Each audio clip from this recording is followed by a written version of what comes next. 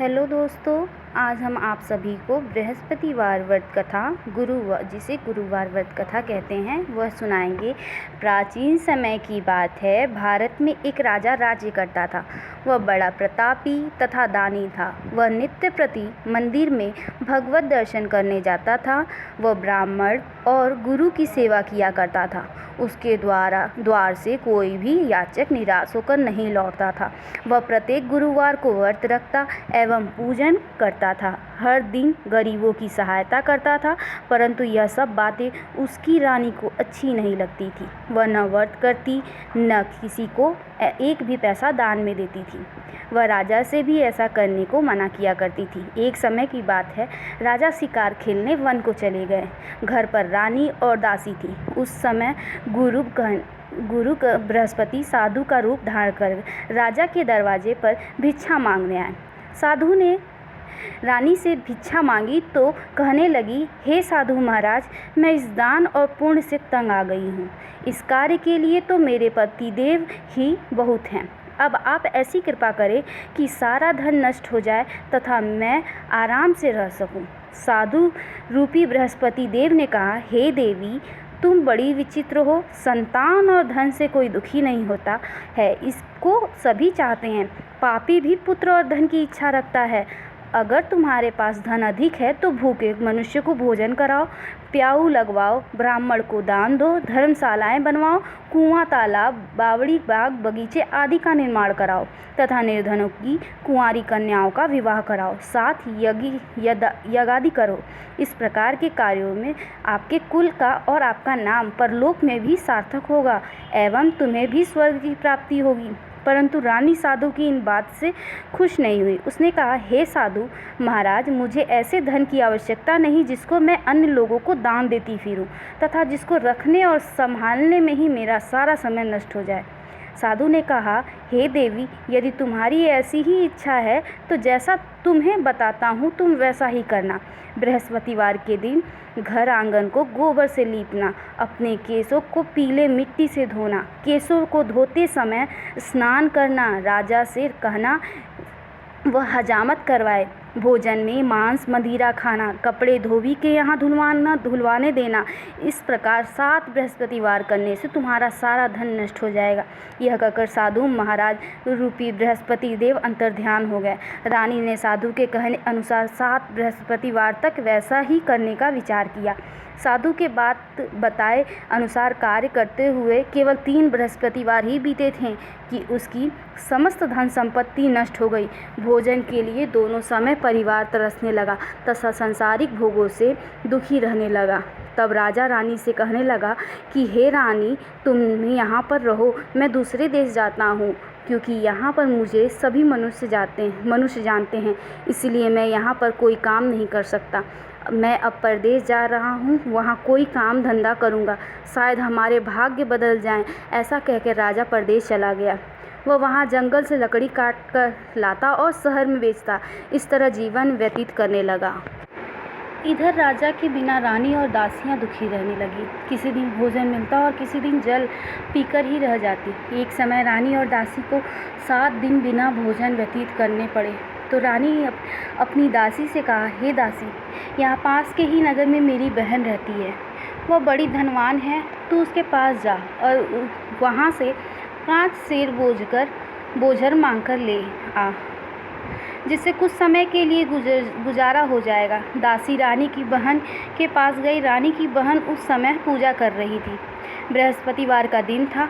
दासी ने बहन से कहा, हे रानी, मुझे आपकी बहन ने भेजा है, मुझे 5 सेर बोझ दे दो। दासी ने ये बात अनेक बार कही, परंतु रानी की बहन ने कोई उत्तर नहीं दिया, क्योंकि वह उस समय बृहस्पतिवार की कथा सुन रही थी। जब दासी को रानी की बहन से कोई उत्तर नहीं मिला तो वह बहुत दुखी हुई, उसे क्रोधित भी आया। वह लौटकर रानी से बोली, हे रानी, आपकी बहन बहुत ही घमंडी है। वो छोटे लोगों से बात नहीं करती। मैंने उससे कहा तो उसने कोई उत्तर नहीं दिया। मैं वापस चली आई। रानी बोली, हे दासी, इसमें उसका कोई दोष नहीं है। जब बुरे दिन आते हैं तो कोई सहारा नहीं देता। अच्छे बुरे का पता विपत्ति में ही लगता है। जो ईश्वर की इच्छा होगी वही होगा। यह सब हमारे भाग्य का दोष है। उधर रानी की बहन ने सोचा कि मेरी बहन की दासी आई थी, परंतु मैंने उससे नहीं बोली, इससे वह दुखी होगी। अतः कथा सुनने और विष्णु भगवान का पूजा समाप्त कर वह अपनी बहन के घर आई और कहने लगी, हे बहन, मैं बृहस्पतिवार का व्रत कर रही थी।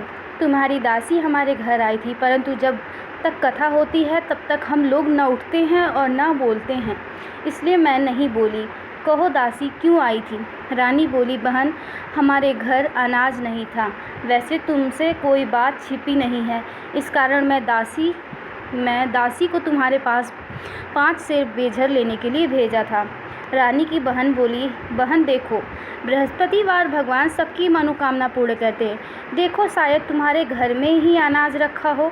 यह सुनकर दासी घर के अंदर गई तो वहाँ उसे एक बड़ा बेझर का भरा मिल गया। उसे बड़ी हैरानी हुई क्योंकि उसने एक एक बर्तन देख लिया था। उसने बाहर आकर रानी को बताया। दासी अपनी रानी से कहने लगी, हे रानी देखो, वैसे हमको जब अन्न नहीं मिलता तो हम रोज़ ही व्रत करते हैं। अगर इनसे इस व्रत की विधि और कथा पूछ ली जाए तो उसे हम भी कर लिया करेंगे।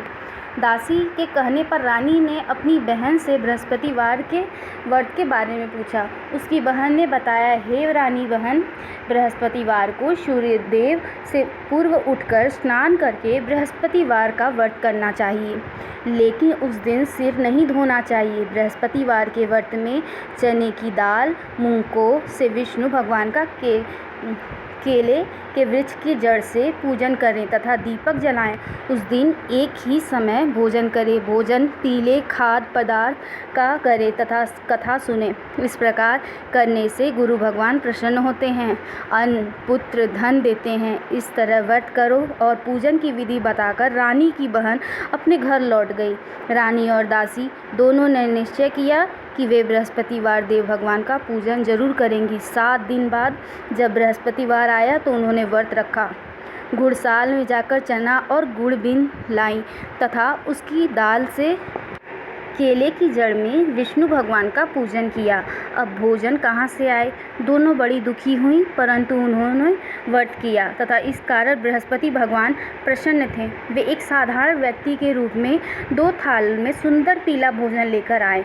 दासी को देकर बोले, हे दासी, ये भोजन तुम्हारे और रानी के लिए है, तुम दोनों करना। दासी भोजन पाकर बड़ी प्रसन्न हुई। रानी से बोली, रानी जी भोजन कर लो। रानी भोजन आने के बारे में कुछ पता नहीं था, इसलिए वह दासी से बोली, जा तू ही भोजन कर, क्योंकि तू हमारी व्यर्थ में हंसी उड़ाती है। दासी बोली, एक व्यक्ति अभी भोजन दे के गया है। रानी कहने लगी, वह भोजन तेरे ही लिए दिए गए हैं, तू ही भोजन कर। दासी ने कहा, वह एक व्यक्ति हम दोनों के लिए 2 थालों में भोजन दे के गया है, इसलिए मैं और आप दोनों ही साथ साथ भोजन करेंगे। फिर दोनों ने गुरु भगवान को नमस्कार कर भोजन प्रारंभ किया। उसके बाद वे प्रत्येक बृहस्पतिवार को गुरु भगवान का व्रत और पूजन करने लगी। बृहस्पतिवार भगवान की कृपा से उनके पास धन हो गया, परंतु रानी फिर पहले की तरह से आलस्य करने लगी। तब दासी बोली, देखो रानी, तुम पहले भी इस प्रकार आलस्य करती थी। तुम्हें धन के रखने के कष्ट होता था, इस कारण सभी धन नष्ट हो गए। अब गुरु भगवान की कृपा से धन मिला है तो फिर तुम्हें आलस्य होता है। बड़ी मुसीबतों के बाद हमने यह धन पाया है, इसीलिए हमें दान पुण्य करना चाहिए। तुम्हें भूखे मनुष्य को भोजन कराओ, प्याऊ लगवाओ, ब्राह्मणों को दान दो, कुआं तालाब बावड़ी आदि का निर्माण कराओ, मंदिर पाठशाला बनवाकर दान दो, कुंवारी कन्याओं का विवाह कराओ, धन को शुभ कार्यों में खर्च करो, जिससे तुम्हारे कुल का यश बढ़े, स्वर्ग प्राप्त हो और पितृ संपन्न हो। दासी की बात मानकर रानी इसी प्रकार के कार्यक्रम करने आरंभ किए, जिससे उनका काफ़ी यश फैलने लगा। एक दिन रानी और दासी आपस में विचार करने लगी कि न जाने राजा किस दशा में होंगे, उनकी कोई खोज खबर नहीं है। गुरु भगवान से उन्होंने प्रार्थना की। हे भगवान ने रात्रि में राजा को स्वप्न कहा, हे राजा उठ, तेरी रानी तुझको याद करती है, अब अपने देश लौट जा। राजा प्रातःकाल उठकर जंगल से लकड़ियाँ काटकर लाने के लिए जंगल की ओर चल पड़ा। जंगल से गुजरते हुए वो सोचने लगा, रानी की गलती के कितने दुख भोगने पड़े। राजपाट छोड़कर उसे जंगल में आकर रहना पड़ा। जंगल के से लकड़ियाँ काटकर उन्हें बेचकर गुजारा करना पड़ा। उस समय उस जंगल में बृहस्पतिवार एक साधु का रूप धारण कर आए और राजा के पास आकर बोले, हे लकड़हारे, तुम इस संसार जंगल में किस चिंता में बैठे हो, मुझे बताओ। यह सुनकर राजा के नेत्रों में जल भर आया और साधु की वंदना कर बोला, हे प्रभु, आप सब कुछ जानने वाले हैं। इतना कहकर राजा ने साधु को अपनी संपूर्ण कहानी सुना दी। महात्मा तो स्वभाव से ही दयालु होते हैं। वे राजा से बोले, हे राजा, तुम्हारी पत्नी ने बृहस्पतिवार के प्रति अपराध किया था, जिसके कारण तुम्हारा यह दशा हुई। अब तुम किसी प्रकार की चिंता मत करो, भगवान तुम्हें पहले से अधिक धन देंगे। देखो, तुम्हारी पत्नी ने बृहस्पतिवार का व्रत करना प्रारंभ कर दिया है।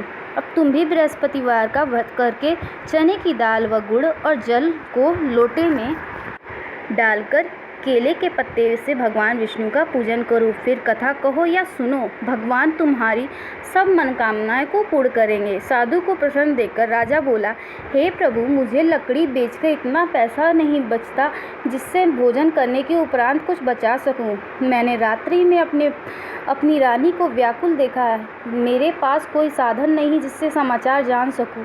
फिर मैं बृहस्पतिवार की कौन सी कहानी कहूँ या सुनूं?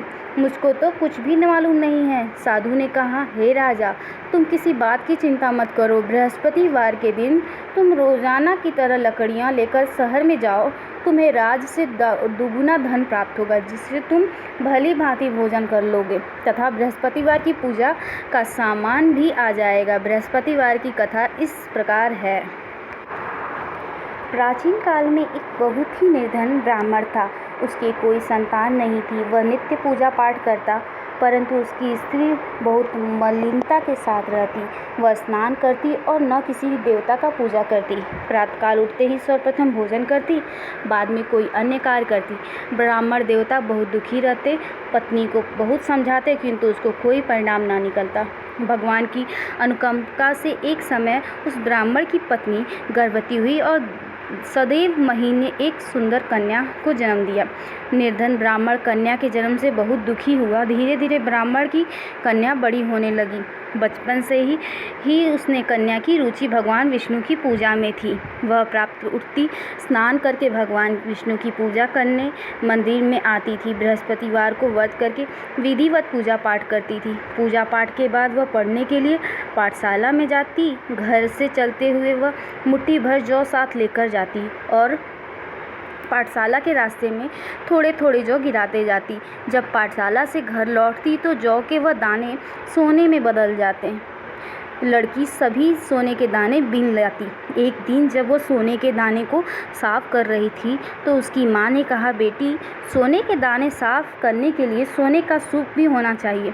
अगले दिन बृहस्पतिवार था। उसने भगवान बृहस्पतिदेव से पूजा करते हुए प्रार्थना किया, हे भगवान, यदि मैंने आपका व्रत विधिवत किया है तो मुझे सोने का सूप दे दो।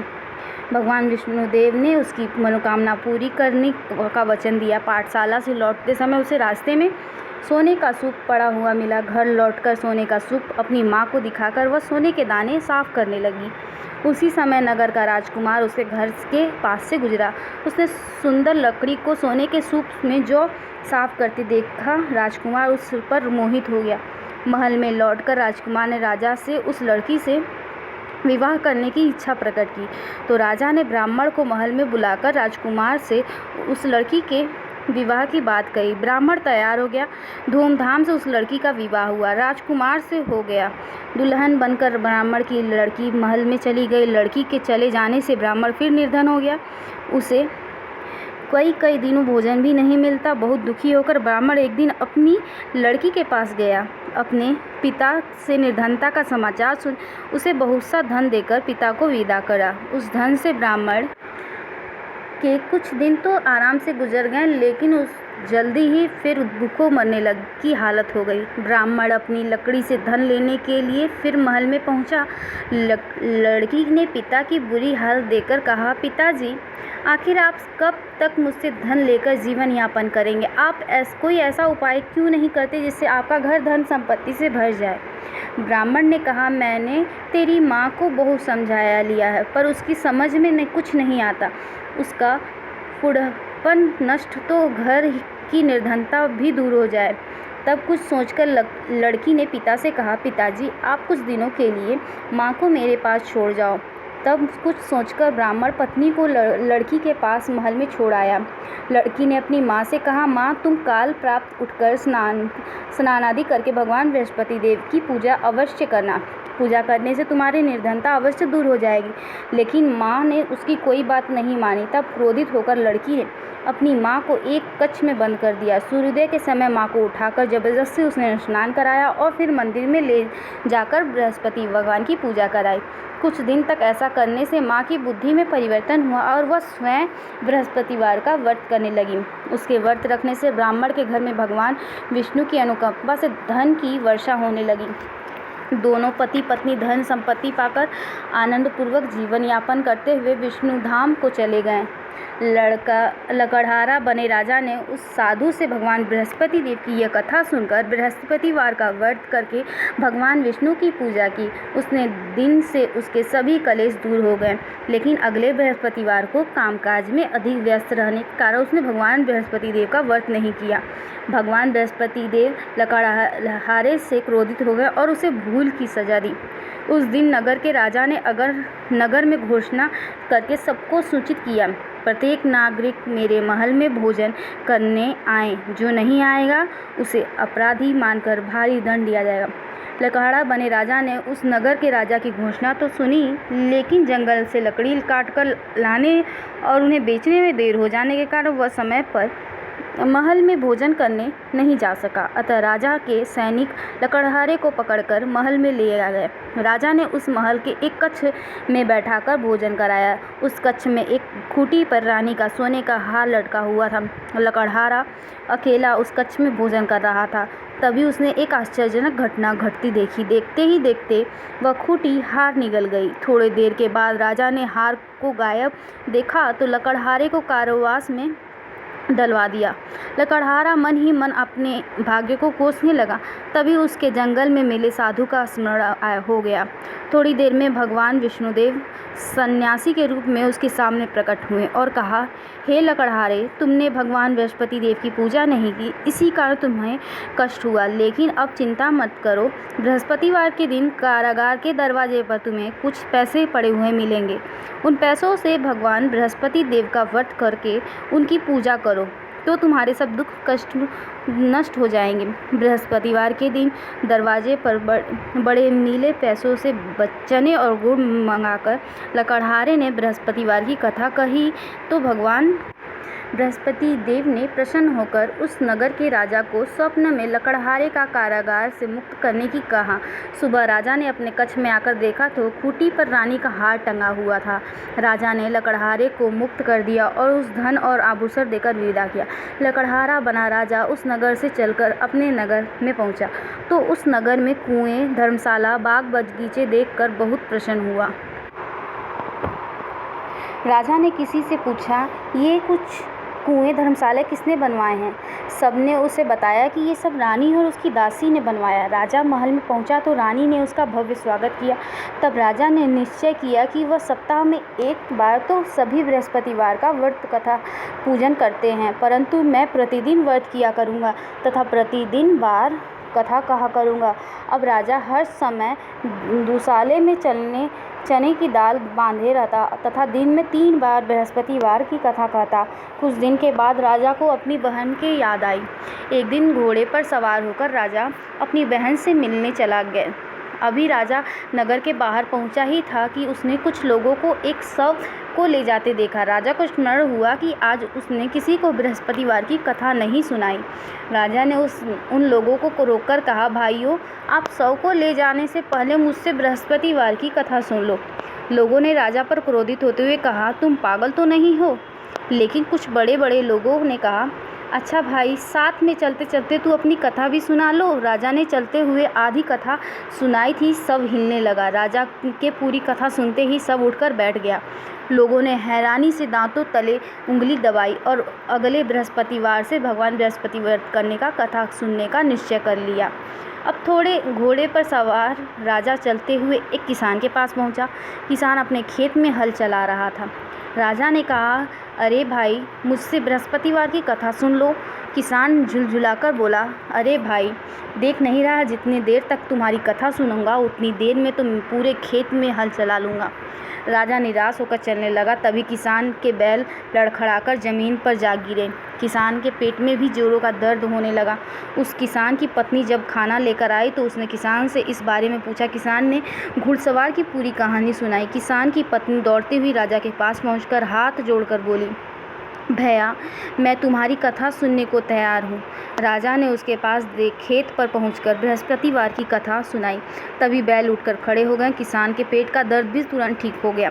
राजा अपनी बहन के घर पहुंचा तो उसकी बहुत हाव भावुक हुई। अगले दिन सुबह उठकर राजा ने देखा घर के सभी लोग भोजन कर रहे हैं। किसी भूखे को बृहस्पतिवार की कथा सुनाई बिना राजा भोजन नहीं करता। उसने बहन से कहा, बहन, क्या घर में कोई ऐसा व्यक्ति है जिसने अभी तक भोजन नहीं किया हो? उसकी बहन बोली, भैया, हमारे घर में तो क्या आपको पूरे नगर में कोई ऐसा व्यक्ति नहीं मिलेगा जिसे सुबह भोजन नहीं किया हो। तब राजा ने बहन के घर से निकलकर उस नगर में बिना भोजन किए व्यक्ति की तलाश कर एक गड़री के घर में उसका बेटा बीमार होने के कारण भूखा रह गया था। राजा ने उसको जाकर बृहस्पतिवार की कथा सुनाई। कथा सुनते ही गड़रिये के बीमार बेटा बिल्कुल ठीक हो गया। सबने राजा की बहुत प्रशंसा की। एक दिन राजा ने अपनी बहन से कहा, बहन, अब हम अपने घर जाना चाहते हैं, तुम भी हमारे साथ चलो, कुछ दिन वहाँ रहकर लौट आना। राजा की बहन ने अपनी सास से पूछा तो सास ने ताने देते हुए कहा, बहू, मायके जाना हो तो अकेले जाना, मेरे पोतों को नहीं ले जाना। तुम्हारे भाई के कोई संतान नहीं है, कहीं तुम्हारी भाभी मेरे पोतों पर कोई जादू टोना ना कर दे।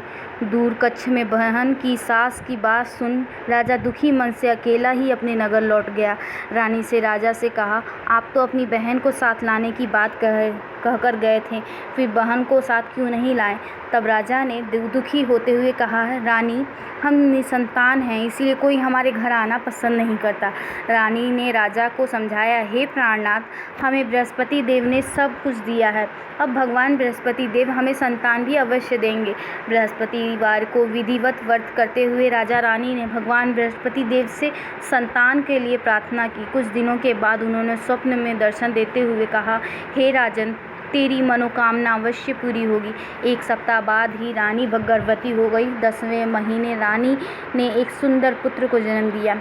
राजा रानी जीवन या प्रयत्न बृहस्पतिवार का व्रत करते रहे। उनके घर में धन की वर्षा होती रही। इस तरह आनंदपूर्वक जीवन यापन करते हुए राजा रानी भगवान बृहस्पति देव की अनुकंपा से मोक्ष को प्राप्त करके सीधे बैकुंठ धाम पहुँच गए। बृहस्पतिवार को विधिवत व्रत करके जो स्त्री पुरुष भगवान विष्णु की पूजा करते हैं, भगवान उनकी सभी मनोकामनाएं पूरी करते हैं। इति श्री बृहस्पति व्रत कथा।